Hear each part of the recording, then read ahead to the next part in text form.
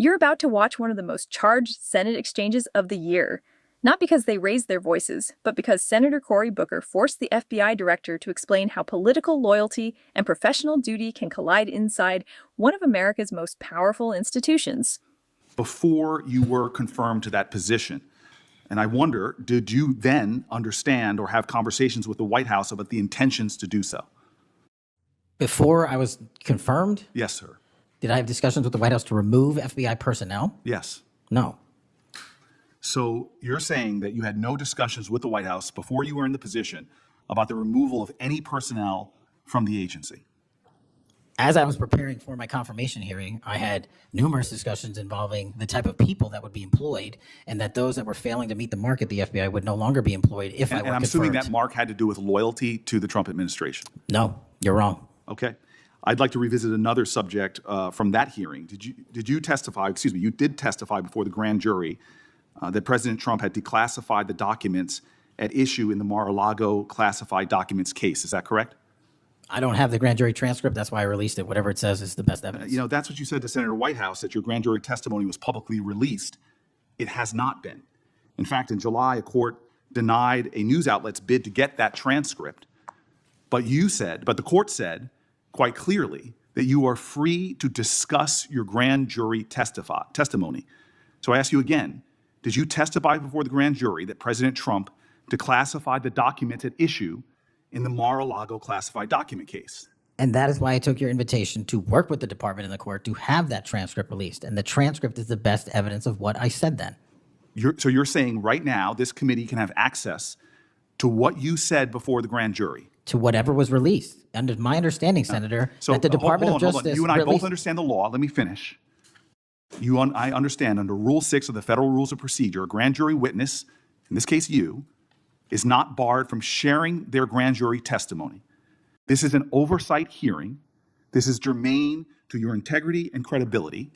You know right now whether or not you testified that President Trump declassified the documents at issue in the Mar-a-Lago classified documents case. Why are you refusing to answer that simple yes or no question right now? Because the premise of your question is inaccurate, and there is no premise to my question, but trying to get to an order of what is truth or not. How do you How do you know what was asked in the grand jury if you weren't there? Mr. Patel, this is a mockery you're making of this hearing and simple questions. It's a simple question. If you have Mr. Patel, during your nomination hearing, you promised that, quote, all FBI employees will be protected against political retribution. When I asked you, are you aware of any plans or discussions to punish in any way, including termination, FBI agents or personnel associated with the Trump administration, you explicitly said under oath that you were not aware of any plans to punish FBI agents associated with criminal investigations of Donald Trump. I don't believe you were truthful. Firing FBI employees based solely on the cases that they are investigating, their case assignments, is illegal, and you know that. A new lawsuit that's been discussed numerous times, filed by 3 FBI officials, alleges that you carried out Donald Trump's campaign of retribution, in quotes, against FBI employees for, quote, failure to demonstrate sufficient political loyalty. One of those plaintiffs has been discussed today, Brian Driscoll. Now, we know 20 years of distinguished service to the FBI before you terminated him. Special agent in charge of FBI's Newark field office, where he operated with distinction. Medal of Valor winner, Shield of Bravery awards. He's a patriot. You terminated Driscoll via a letter dated October 8th, 2025. And in that letter, you said that you were firing him pursuant to Article 2 of the Constitution. Well, you're not the President of the United States. And so I'm wondering under what authority you were allowed to terminate him.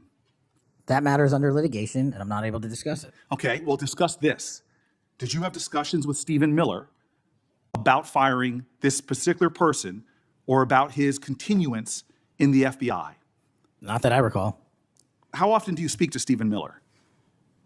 Frequently on our Homeland Security task forces. You frequently talk with Stephen Miller about subjects other than Homeland Security task force issues, correct? I frequently talk to Mr. Miller about Homeland Security task forces. Has Stephen Miller ever given you his opinions on how to run your agency? Mr. Miller's interagency operations are invaluable to the FBI. That's what we talk about. So you frequently discuss your job and your responsibilities with Stephen Miller and Pam Bondi, I imagine, as well. Absolutely. She's the Attorney General. Understood. Okay. Donald Trump promised to make us all safer. You have pushed out senior FBI agents with decades of knowledge and experience. In fact, This is the first time in FBI history that neither the director nor the deputy director have any experience with the FBI. You've shifted the agency's priorities primarily to pursuing Donald Trump's immigration enforcement agenda. According to ICE data, the Cato Institute, which is a conservative think tank, found that 20% of all agents have been diverted from their work to assist ICE immigration enforcement. 20%. Part of this operation is the work of mass law enforcement who jump out of cars, snatch people off streets at churches, schools, and their jobs and hospitals. Have there been any FBI agents who investigate crimes against children that have been assigned to immigration enforcement, yes or no?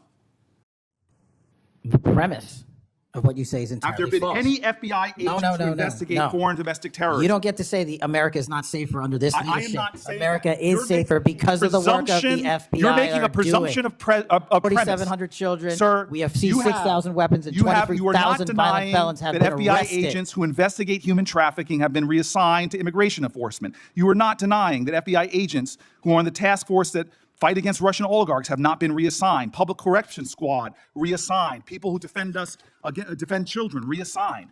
You're not denying that. I've seen you time and time again attack my colleagues' premises of questions as a way to not answer the question. So let me end with this.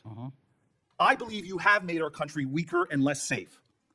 I believe that we are more vulnerable to a major event, and I pray to God it doesn't happen. You've gutted the Bureau of Institutional Knowledge and Expertise. You fired or pushed out seasoned FBI officials, many with more than 20 years of experience, and were working on cases that were critical.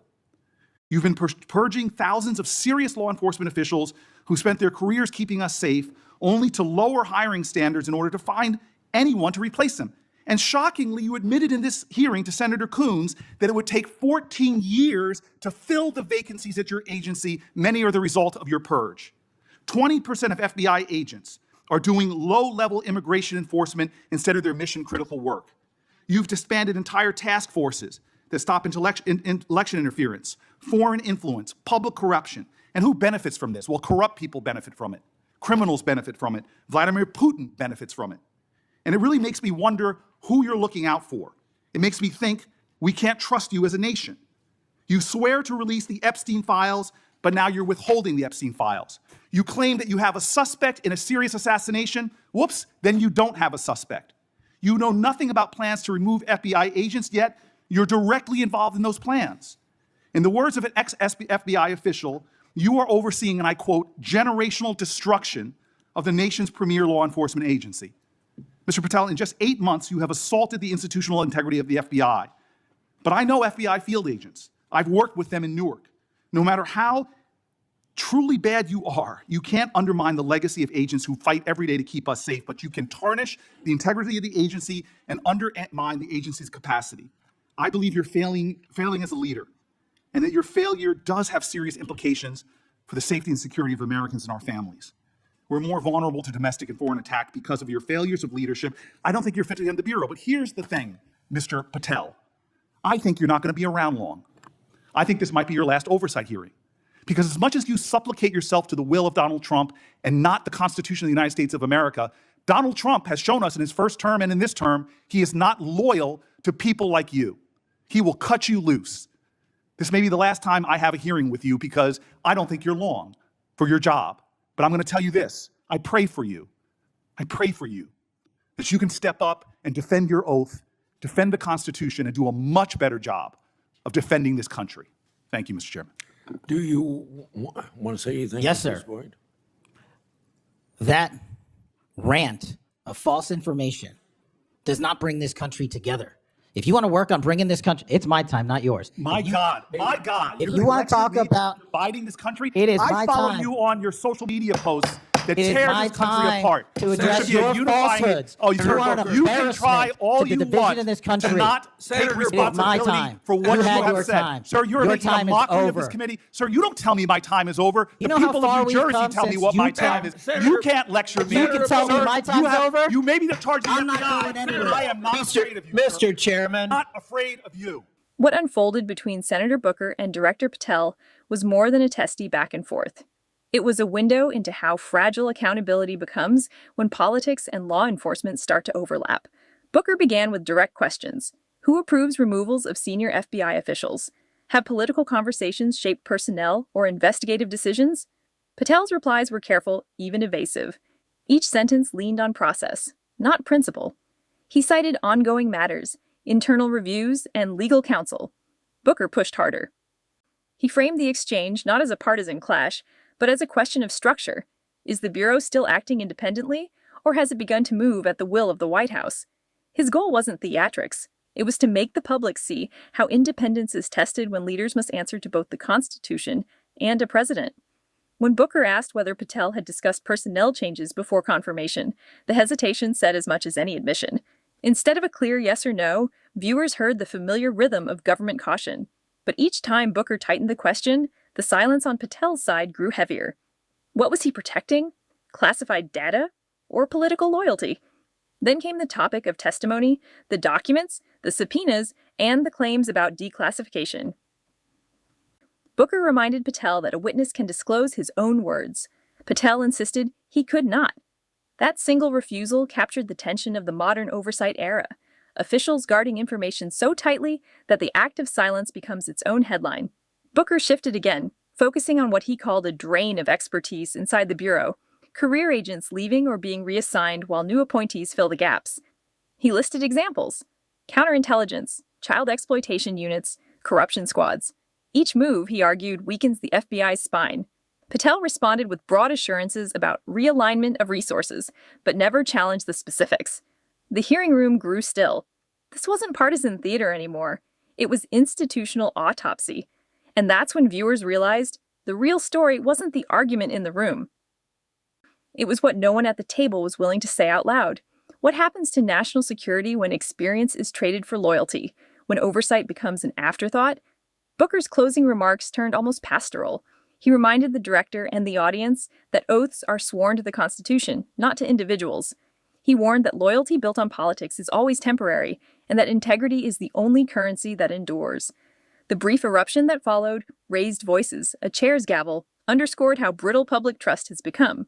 When the guardians of law and the overseers of power collide on live television, the sound isn't just noise, it's the echo of democratic stress. The lesson for viewers is simple but sobering. Institutions don't collapse in one dramatic moment. They erode through habits of silence, of fear, of selective transparency. Hearings like this are chances to slow that erosion. Oversight isn't entertainment, it's maintenance.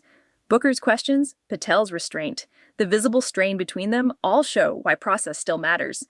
Because when rules are bent quietly, rights are lost loudly. For anyone watching at home, the takeaway isn't despair, it's participation. Stay informed, read the record, demand answers that reach beyond slogans. Democracy holds when its citizens hold it up.